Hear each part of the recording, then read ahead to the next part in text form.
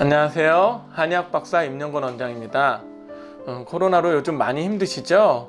아이들도 집에서만 있다 보니까 너무 스트레스를 많이 받아요. 그래서 내원에서 우리 애기가 틱이 있는 것 같아요 하고 걱정해서 말씀하시는 어머님들이 되게 많으시거든요. 그거에 대해서 오늘은 말씀 좀 드리도록 하겠습니다. 틱은 크게 세 종류로 나눌 수가 있는데요. 첫 번째로는 부부 사이의 관계예요.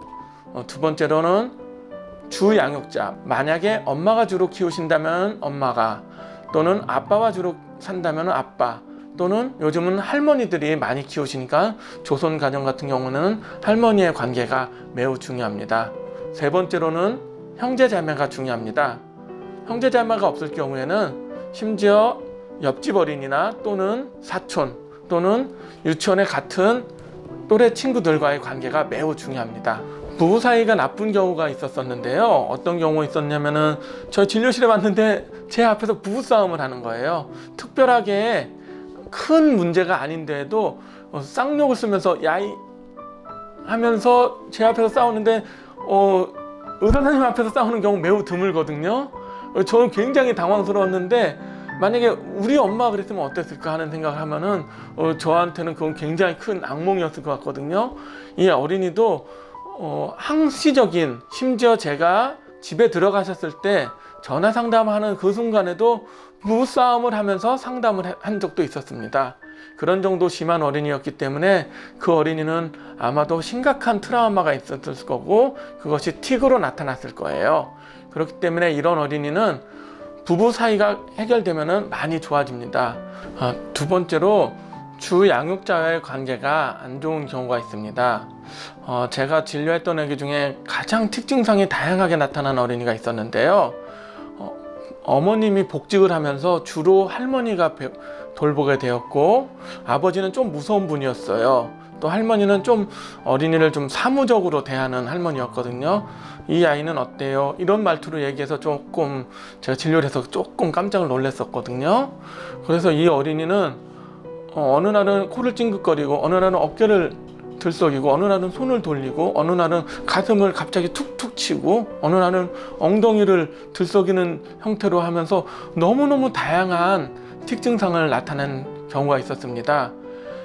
이 아이는 항상 할머니의 눈치를 보면서 좀 뭔가 주눅 들어 있고 할머니를 살갑게 할머니 하고 안아달라고 하는 경우가 아니라 뭔가 내가 뭘 잘못했는지를 끊임없이 보는 눈빛으로 주눅이 들어있는 어린이였어요. 주 양육자는 사랑으로 아이를 돌보겠지만 그 사랑이 아이의 마음을 어루만질 수 있는 그런 사랑이어야지, 예를 들면 먹을 거를 주거나 학원을 제대로 보내는 정도의 그런 사무적인 프로세스를 처리하는 식의 사랑인 경우에는 어린이가 굉장히 부담스러워할 수가 있습니다. 세 번째로는 어린이가 형제 자매가 있는 경우인데요. 또는 형제 자매가 없더라도 친한 사촌이나 친하게 지내는 또래 어린이가 있을 경우에 해당합니다. 물론 매우 좋으나 형제 자매가 있다는 것은 좋은 일입니다. 다만 이 코로나 사태에서는 너무 붙어 있으면 그 자체로서도 너무 스트레스의 큰 원인이 됩니다. 특히 어린이가 끊임없이 비교하는 경우가 있어요.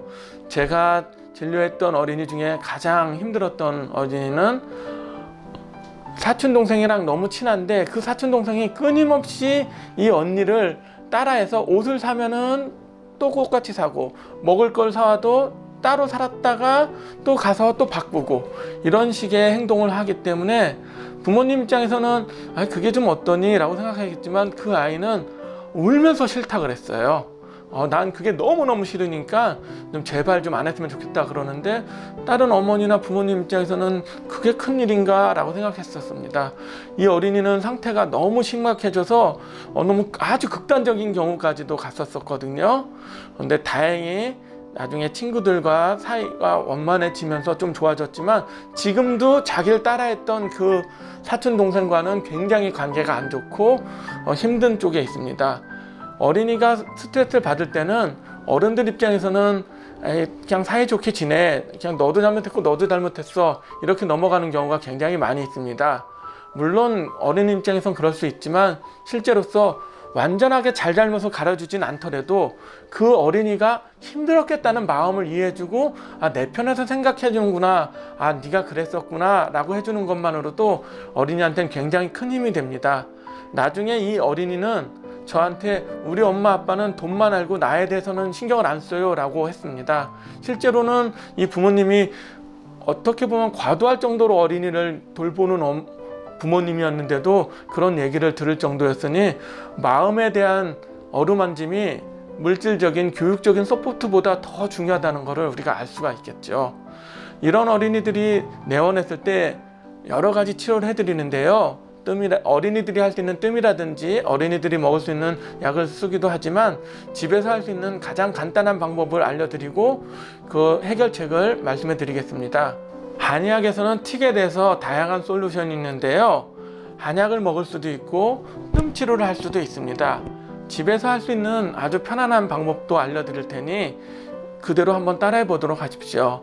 몸에는 여러 가지 경락과 경혈이 있습니다.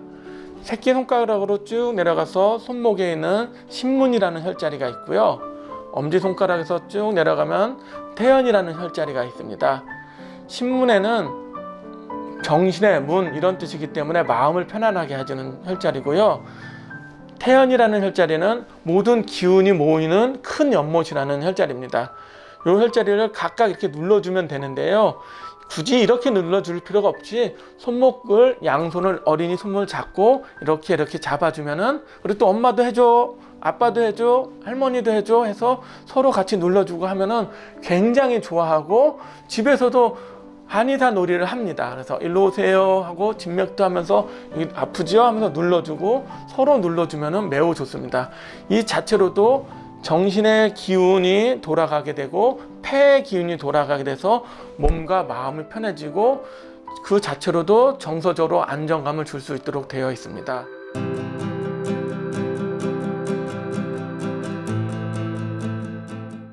이렇게 여러 가지 틱의 원인과 결과를 말씀드렸는데요.